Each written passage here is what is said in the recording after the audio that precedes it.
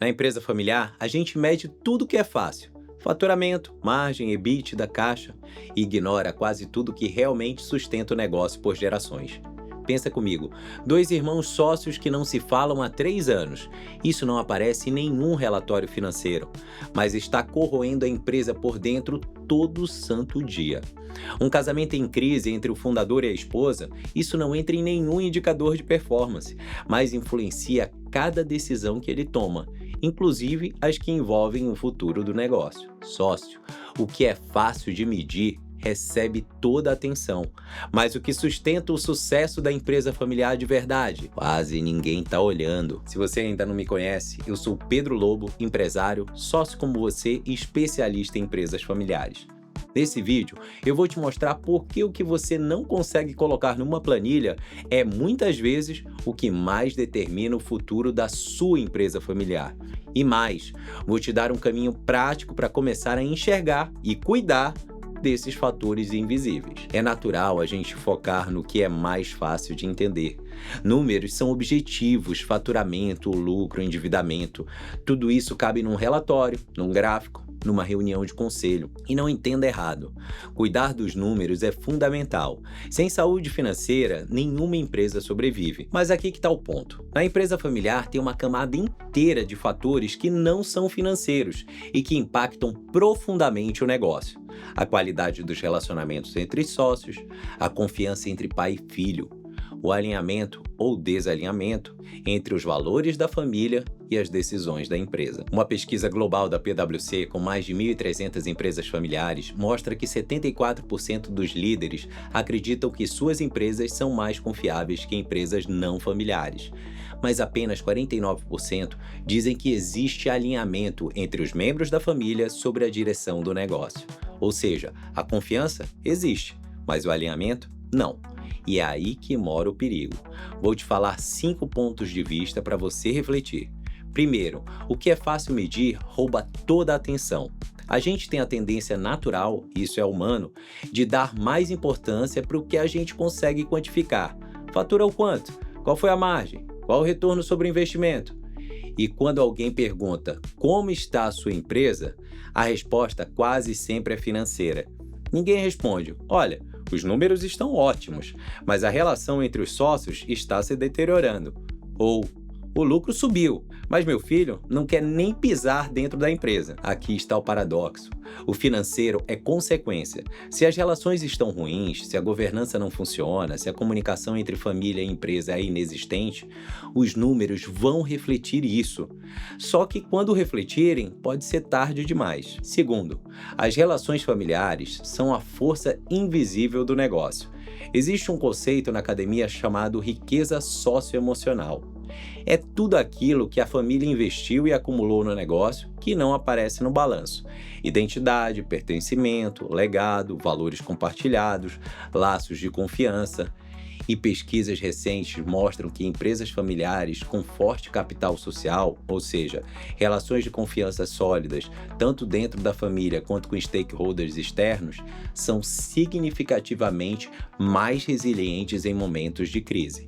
Elas recebem mais apoio de bancos, de fornecedores e comunidade quando precisam. Pensa na tua realidade. A qualidade da tua relação entre você e seu sócio, que pode ser seu irmão, seu pai, seu cunhado, isso é mensurável? Difícil, né? Mas é isso que define se vocês vão conseguir tomar decisões difíceis juntos quando precisar. A qualidade da parceria com o cônjuge, o quanto seu marido ou sua esposa entende do negócio, apoia suas decisões, participa ou se sente excluído, isso não entra em planilha nenhuma, mas influencia tudo. E o relacionamento com seus filhos? Se o seu filho vê a empresa como oportunidade ou como fardo, isso não aparece no DRE, mas vai definir se a empresa sobrevive na próxima geração. Terceiro, intangível não significa ingerenciável, precisa de método. Aqui está o ponto que eu queria mais reforçar. Não basta reconhecer que esses fatores existem. Isso é o primeiro passo, claro. Mas o próximo e mais importante é criar métodos para observar, entender e trabalhar essas relações como parte da estratégia. Conselho de família, reuniões familiares estruturadas, acordos de sócios que vai além do jurídico e trate de valores e expectativas, diagnósticos periódicos do clima familiar. Tudo isso são instrumentos para transformar o intangível em algo gerenciável. Não precisa colocar nota para o casamento numa planilha, mas precisa ter espaço formal, protegido, recorrente para conversar sobre como estão as relações, porque quando esse espaço não existe, a pressão se acumula e a gente sabe como isso termina. Quarto, cuidado com as ilusões das biografias de sucesso. A gente vive numa era de biografias inspiracionais. Steve Jobs, Elon Musk, Bill Gates. A gente lê, assiste, admira e tira conclusões sobre o que é sucesso. Mas muitas vezes a gente não está olhando o outro lado. A gente olha a empresa que o cara criou, o patrimônio, a inovação e ignora o que aconteceu nas relações pessoais, nos bastidores, no caráter. O Bill Gates, por exemplo, foi considerado por décadas um dos maiores exemplos de sucesso empresarial e de filantropia.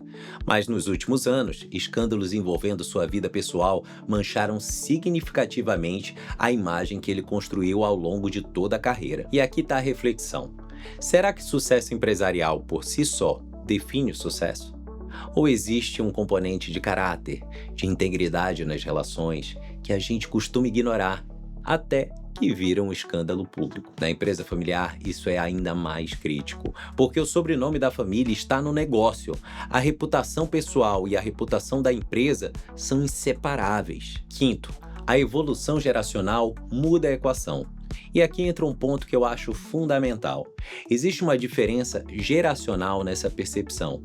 E eu gosto de pensar nisso como uma espécie de pirâmide de Maslow da empresa familiar. A primeira geração, o fundador, está resolvendo as necessidades básicas: sobrevivência, faturamento, pagar as contas, fazer o negócio crescer. Isso é normal, é a base da pirâmide. Mas quando a segunda ou terceira geração assume, muitas vezes a base financeira já está resolvida. E aí o que importa muda. Os mais jovens começam a valorizar propósito, qualidade de vida, saúde dos relacionamentos, equilíbrio. Eles vão subindo a pirâmide. E isso gera um conflito clássico. O patriarca acha que o filho não dá valor para o negócio. O filho acha que o pai só pensa em dinheiro. Os dois estão certos, mas não entendem que estão em patamares diferentes da pirâmide. Entenda que isso não é fraqueza da nova geração. É uma espécie de evolução.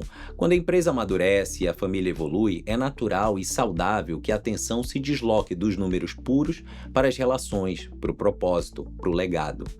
Mas essa transição precisa ser entendida e conduzida. Não pode acontecer no atrito. Sócio, vamos ser diretos. Se você cuida só do que aparece no relatório financeiro, está cuidando de metade da empresa. A outra metade, a que realmente sustenta o negócio por gerações, está nas relações entre sócios, entre pais e filhos, entre cônjuges, entre família e a empresa. O sucesso da empresa familiar vem dessas relações. Elas são a força invisível que gera vantagem competitiva de verdade, aquela que nenhum concorrente consegue copiar. E o verdadeiro sucesso não é só empresarial, é saber que você construiu algo grande, sem destruir o que mais importa pelo caminho. Se esse conteúdo fez sentido para você, se inscreve no canal, ativa as notificações, porque toda semana tem conteúdo novo por aqui. Compartilhe esse vídeo com um familiar que precisa ouvir isso, especialmente aquele que acha que está tudo bem porque os números estão bons. Me conta nos comentários, na sua empresa familiar, o que é mais difícil de medir, mas que você sabe que impacta tudo. Eu quero ouvir de você. Até o próximo vídeo.